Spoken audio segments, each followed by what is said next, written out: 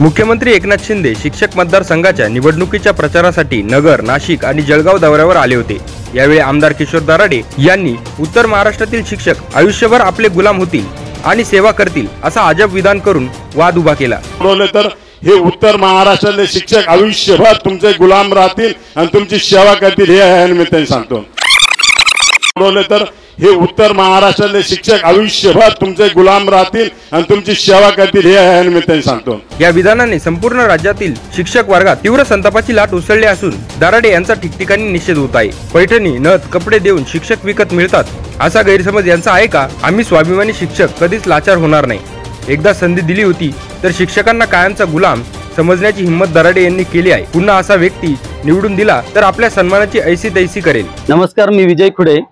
शिक्षक मतदारसंघाची आता निवडणूक या ठिकाणी होऊ घातलेली आहे। शिक्षक आमदार किशोर दराडे यांनी एका भाषणामध्ये मुख्यमंत्र्यांच्या उपस्थितीमध्ये उत्तर महाराष्ट्रातील शिक्षक हे आपले कायमस्वरूपी गुलाम असतील असं वक्तव्य त्यांच्या भाषणातून त्यांनी केलं। परंतु मी त्यांना सांगू इच्छितो की प्रातिनिधिक स्वरूपामध्ये मी त्यांचा या ठिकाणी निषेध करतो सर्व शिक्षकांच्या वतीने, कारण आचारसंहितेचं भान ठेवून आम्ही सर्व शिक्षक लोक तीव्र या ठिकाणी त्यांचा निषेध व्यक्त करणार होतो। परंतु प्रातिनिधिक स्वरूपामध्ये मी करतो आणि उरलेल्या माझे शिक्षक बांधव इतरही ठिकाणी त्यांचा जाहीर निषेध करतील, कारण भारत स्वतंत्र होऊन आपण गुलामीतनं कधीच निघून गेलो। कारण इंग्रजांनी आपल्यावरती ज्या वेळेस राज्य केलं आणि त्याच वेळेस आपण त्या गुलामीतनं मुक्त झालेला असताना सुद्धा बाबासाहेबांच्या संविधानाने मला हा अधिकार दिलेला आहे की मी एक गुरु म्हणून ज्ञानदान करण्याचं काम त्यांच्या संविधानानुसार करतो, माझ्या पात्रतेनुसार करतो। आणि कुठलाही प्राथमिक, माध्यमिक किंवा मोठ्या कॉलेजचा कुठलाही शिक्षक असेल तो त्याच्या वैयक्तिक शिक्षणानुसार, गुणानुसार आणि त्याच्या काबिलीनुसार तो त्या ठिकाणी ज्ञानदानाचं काम करत असतो। तो कोणाचाही गुलाम नाही। आणि जर का शिक्षक आमदार आतापर्यंतच्या ज्या वेगवेगळ्या शिक्षकांच्या ज्या काही समस्या असतील त्या तुम्ही संसदेसमोर किंवा तुम्ही त्या ठिकाणी विधान भवनामध्ये मांडायला पाहिजे। त्या कुठल्याही प्रकारच्या समस्या तुम्ही न मांडता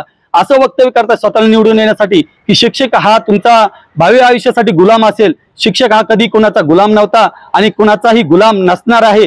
मी तुम्हाला ठणकावून सांगून तुमचा जाहीर निषेध करतो।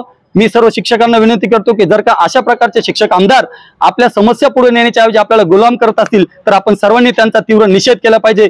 मी माझ्या शिक्षक आणि मतदारसंघातील जेवढेही काही पदवीधर युवक आहेत, मतदार आहेत, त्यांना मी विनंती करतो की आपण या सर्व या घटनेचा निषेध केला पाहिजे।